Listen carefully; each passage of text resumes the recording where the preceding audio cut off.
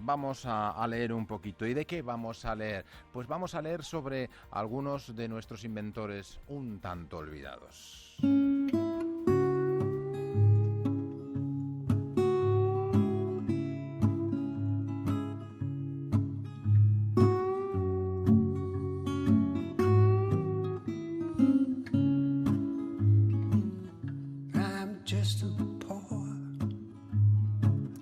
A lo largo de nuestra historia han sido muchos los que no se han plegado al que inventen ellos de Unamuno, quien era de la teoría de que la luz eléctrica alumbra aquí también, como allí donde se inventó. Lo que sí parece cierto es que antes y después de Unamuno, nuestro país no ha sido un lugar en el que los que se han dedicado a la ciencia y a la tecnología lo hayan tenido fácil. Más bien lo contrario. Así que esas personas, las que se han dedicado a la noble tarea de la invención, lo han tenido que hacer un poquito en el desierto. See my father going there. Tal vez por ello, Inventar en el desierto, 3 historias de genios olvidados, es el título del libro que hoy nos presenta Miguel Ángel, ¿es? Sí. Miguel Ángel Delgado, porque es que tenía un apunto. Sí, son estas manías de firmar así. Pero te llamo Miguel, entonces. Sí, perfecto. Sí, Miguel Delgado, buenos días, ¿cómo estás? Bien, muy bien. Oye, si hablamos de inventores españoles, la mayoría de nosotros pensamos en Isaac Peral, en Juan de la Cierva, como mucho ya nos vamos a Manuel Jalón con la fregona y las jeringuillas desechables y poco más, ¿verdad?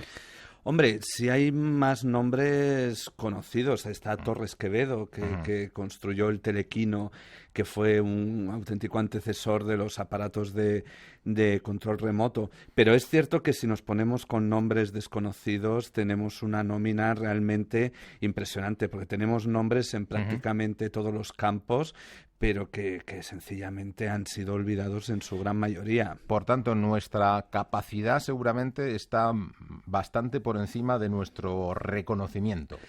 Desde luego. Yo una de las cosas al hacer este libro que quería desmentir es, a veces uno tiende a pensar que los españoles tenemos un componente genético, tenemos como algo maldito que dice que esto de la invención, que la ciencia, la tecnología, no es algo para lo que estemos preparados. Y no es cierto, no tenemos ningún gen no inventor, ni nada que haga que nosotros nos sirvamos para esto.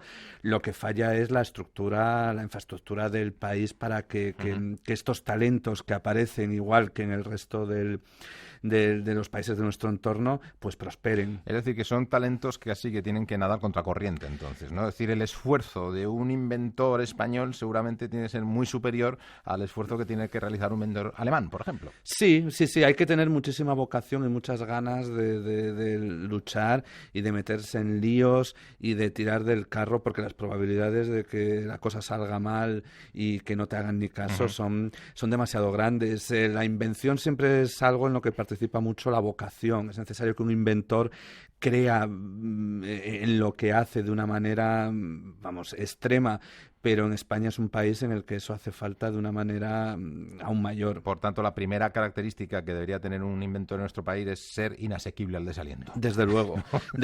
Y todos los que aparecen en el libro lo cumplen. Lo triste es que no basta con ser inasequibles al desaliento. Pero desde luego, como no lo sean, vale más que se dediquen a otra cosa. Yendo ya al libro, las personas de las que nos hablan están ubicadas entre finales del XIX, principios del siglo XX. No sé si es una casualidad o es que te has centrado en esa época histórica por alguna razón.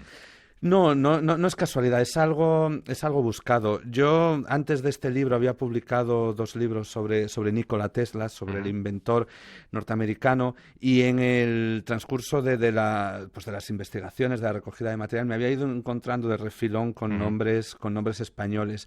Así que un poco que se ocupe de ese periodo es porque es un periodo en el que me he dedicado especialmente a investigar y a recopilar información.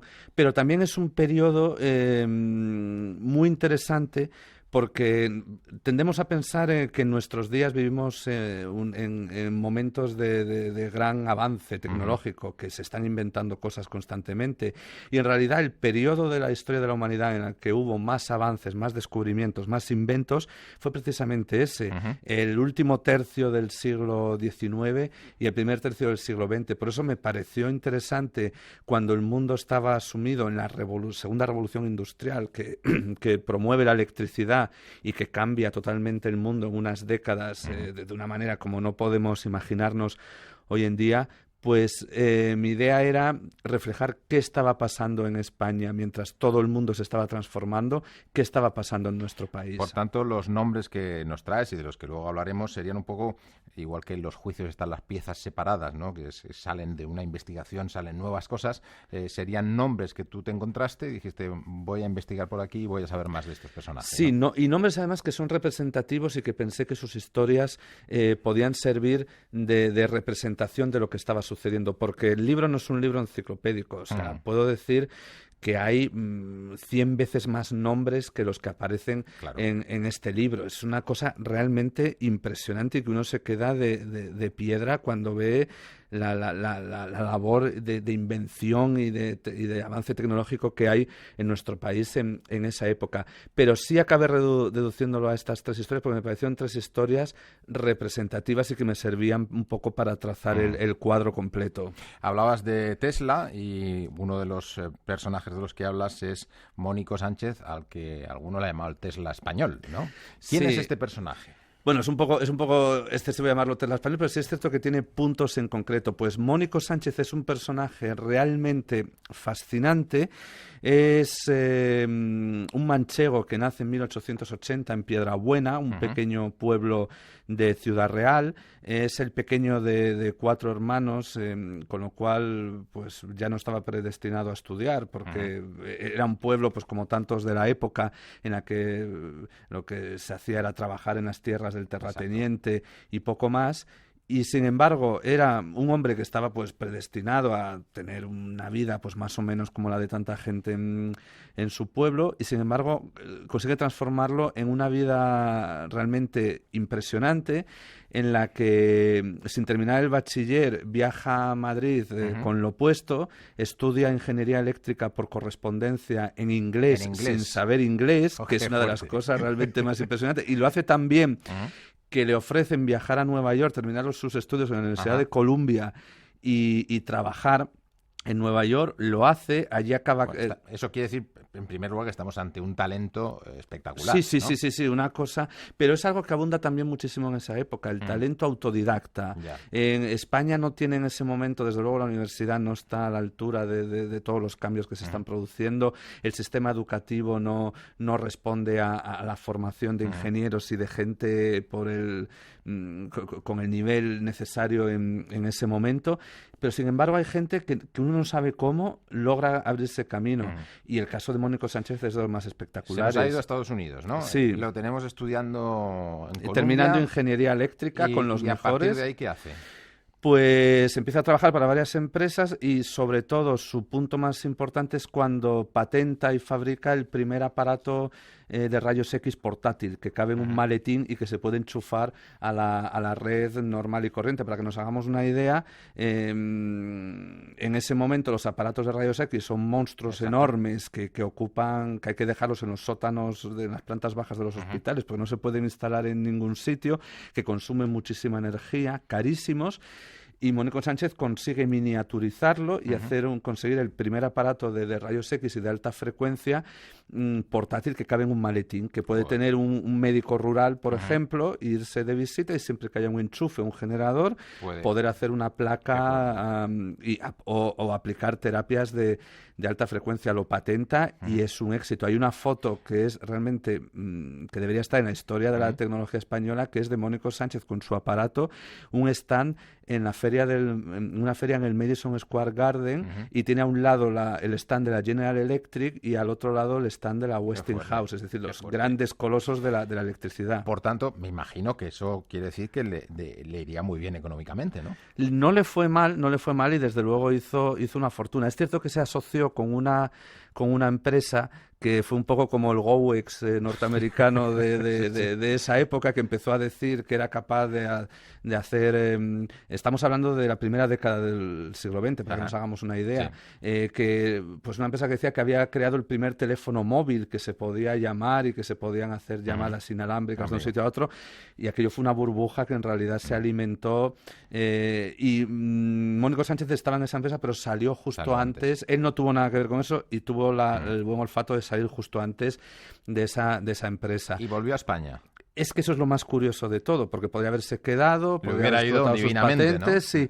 Sí, en 1913 vuelve a España, pero es que ya es bastante sorprendente que vuelva a España. Lo más curioso es que un año antes participa en un congreso sobre radiología en Barcelona, y cuando uno lee la prensa del momento le sitúan como norteamericano. Mónico Sánchez norteamericano, o sea, cuando era más manchego que otra cosa, como demostró su historia. Pues sí, vuelve a España y decide montar una fábrica de aparatos de alta frecuencia en España. Que para que nos hagamos una idea, pues uno podría pensar en Madrid, en Barcelona, como mucho en el País Vasco, no, en su pueblo. Madre mía. Eso es lo realmente impresionante. Dice, voy a hacer que Piedrabuena sea el centro de la alta tecnología, de la alta frecuencia y de la electroterapia de Europa. No. Logró construir la fábrica, tuvo que llevar la electricidad, no había ni agua, no había ni toma de agua, tuvo que llevar una toma de agua. Consiguió algunos hitos pues que quedaron, como por ejemplo la venta de 60 aparatos de rayos X al ejército francés durante la Primera Guerra Mundial, con lo que le valió una condecoración, el reconocimiento de varias universidades, pero el negocio no terminó nunca de despegar. Era una apuesta difícil, desde Era luego. muy difícil. Y además hay una imagen que a mí me encanta, que es que se fabricaban esos aparatos, que eran, pues imaginemos hoy en día, no sé, fabricar aparatos de alta tecnología, y para llevarlos al tren que los llevaba a Madrid para su distribución, iban en un carro de bueyes. O sea, una de las personas que trabajaba en la fábrica era el que tenía el tiro de bueyes donde iban todos los aparatos de alta frecuencia. Esa imagen del tiro de bueyes atravesando los campos manchegos, a mí me parece maravillosa. Oye, nos vamos a otro de los personajes, Julio Cervera. ¿Quién es Julio Cervera? Pues Julio Cervera tendría que ser una persona altamente conocida. Baste decir que para muchos investigadores de la radio es uno de los padres de la radio. Todos hacemos a Marconi en la radio. Pero... sí, pero eso hoy en día está muy discutido. Por ejemplo, para el Tribunal Supremo de los Estados Unidos, según una sentencia de 1943, el padre de la radio es Tesla, porque sí está probado que Marconi pirateó 17 patentes de Tesla. Pero Julio Cervera, entonces, dices que sería considerado uno de los padres de la radio. Sí, era un militar que había obtenido había tenido una carrera en la que había obtenido un gran nombre. Era un héroe de Marruecos. De hecho, es el militar que firma el primer tratado con las tribus saharauis, que luego sería la base de lo que luego sería el Sáhara español.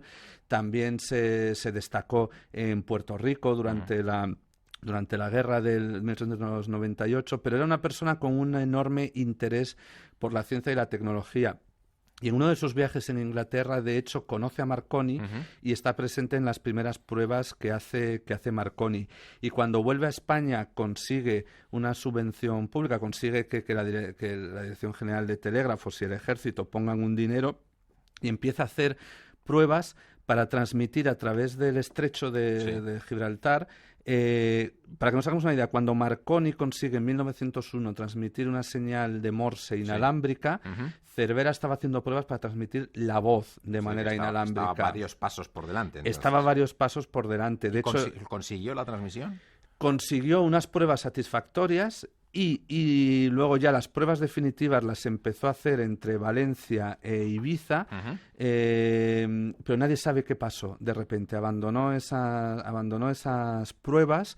Nunca hubo una explicación oficial de qué se consiguió en esas pruebas, porque algo de hecho muy curioso, porque al estar pagado con dinero público tendría que haber habido una explicación y rendir cuentas en el Parlamento. Sí. Nunca se supo qué pasó, pero curiosamente a partir del año siguiente, el monopolio de todos los asuntos de la radio se le concede a la Telefunken alemana. Y entonces Cervera abandona totalmente sus investigaciones. Pero es un personaje muy curioso porque él es muy patriota. Él piensa que España... En un primer momento piensa que España tiene que estar, es la época del colonialismo, tiene que tener colonias, tiene que tener territorios, y en un momento dado se da cuenta de que el futuro del país, el liderazgo, se va a decidir con la educación y con la investigación científica. ¿Hizo algo en relación con la educación también? Sí, creó la institución Cervera. Cuando fracasa todo el tema de la radio y lo tiene que abandonar, crea la primera institución de enseñanza por correspondencia de ingenieros, que formó a muchísimos ingenieros en este país. Tenía sede en Valencia, que en su tierra natal, y desde luego fue muy adaptó justo lo que se estaba haciendo en otros países, pero es que todavía al final de sus días le dio tiempo a patentar un medicamento contra la diabetes. O sea, era un personaje realmente inquieto. Vamos con el último de ellos, con Cosme García. ¿A qué dedicó sus días con Cosme García? Pues Cosme García Sáenz pertenece a, yo lo llamo la maldición del submarino, porque a lo largo del siglo XIX en España hay mucha gente que se emperra en construir un submarino que funcione. Conocemos a Monturiol, conocemos a Peral, que está en el libro, pero es que antes de ellos estuvo este riojano, Cosme García Sáenz, que en un viaje a Barcelona empieza a barruntar y a darle vueltas a la idea de construir un submarino, que lo llama Garcibuzo, que un nombre bastante curioso. Riojano, es decir, que... Sí. Vamos, al principio su relación con el río vale, pero con el mar es escasa, ¿no? No, es muy curioso, y de hecho construye un prototipo que funciona, lo prueba en el puerto de Alicante, que funciona estupendamente, y para conseguir convencer a la reina y al gobierno para que se lo financien, se lo trae a Madrid y lo mete en el patio de su casa en la calle San Hermenegildo, y invita ahí recibe pues al director general de no sé qué, de esto, de todo el mundo que pudiera ayudarle a sacar adelante el submarino. Y uno ve el submarino, ve los planos y sin otro autodidacta, porque evidentemente no tenía ninguna formación en ese campo, y era hombre, desde luego no llegaba a la perfección de lo que alcanzaría Peral con su submarino, pero ya tenía unas ideas muy claras de cómo tenía que ser un sumergible. No es el único invento de él, ¿no? Creo que, entre otras cosas, hizo una máquina fechadora de sellos. Sí, ¿no? que fue lo que le dio dinero. Vendió la patente a Correos, y con lo que el dinero que le daban anualmente de rendimiento, con eso vivió bastante bien. El problema, y también, por ejemplo, un rifle de repetición que era capaz de disparar un montón de balas por minuto, pero todo su dinero lo perdió con el submarino y con el Garcibuzo, que al final, ya harto de pérdidas, acabó hundiéndolo con sus propias manos para que esto no lo dejo hundido. Sí. No, pero muy triste. Monturiol tuvo que vender para chatarra, vio como el ictíneo se vendía para chatarra trocito a trocito, o sea, y no hablemos ya de Peral con su submarino convertido en letrina durante bastantes años. Estamos, por tanto, en estos casos, gente autodidacta en su mayor parte, con un talento desmedido y con escaso reconocimiento en la época. Al menos, bueno, el primer caso en Estados Unidos le fue muy bien, pero en España lucharon contra corriente, es decir, ¿no? Nadie les reconocía al final el mérito de lo que estaban haciendo. Sí, incluso aunque algunos conocieron sus momentos de gloria, como Peral, como Mónico Sánchez o como el propio Cervera, todos al final de sus vidas tuvieron unas muertes olvidadas. Cervera fue apenas un breve de 5 líneas en el ABC cuando murió, en el que no se hacía ninguna mención de la radio ni de eso. Se hablaba que pues era una mención que se había muerto un militar, pues como tantos, pues entonces se mencionaba su rango, etcétera, pero sí, lo triste es que muchos de ellos desaparecieron sin dejar prácticamente ninguna huella. Lo bueno es que se están empezando a recuperar algunos de estos nombres. El caso de Mónico Sánchez es uno de los más evidentes, y yo estoy convencido de que en estos años vamos a conocer el redescubrimiento de de esta historia que tenemos detrás. Sería bueno que ese redescubrimiento lo que implicara es facilitar, ¿no?, la situación de quienes lo intentan hoy. ¿Qué sensación tienes tú hoy? ¿Hoy sigue siendo tan complejo como antes o mal que bien tenemos mejores circunstancias para tirar adelante en este tema? En muchos casos seguimos teniendo una situación malísima. Yo creo que yo estoy convencido de que hay muchos Mónicos Sánchez y muchos Julios Cervera hoy en día en nuestro país, y yo creo que eso es lo triste. Es decir, si conocer los casos de esto que sucedió con estos personajes incluidos en este libro y tantos otros nos sirve para aprender algo y para sacar unas conclusiones, sería estupendo.